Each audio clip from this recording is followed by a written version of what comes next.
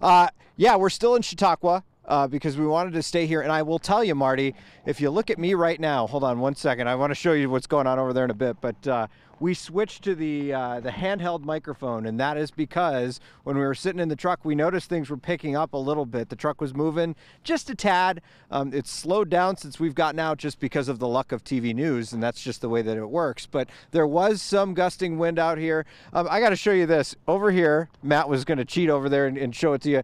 We're doing a dog photo shoot here at Chautauqua. So, you know, it's like the perfect conditions for that right now because you can get the blowing wind or blowing hair photo in the backdrop. But just be careful. Just a reminder to be careful out there. If you have things in your yard, I was asking on Twitter if anyone has some suggestions for how to secure their decorations. Someone said they use a whole lot of zip ties to make sure things don't move around. And then Liz on Twitter just said, you know what?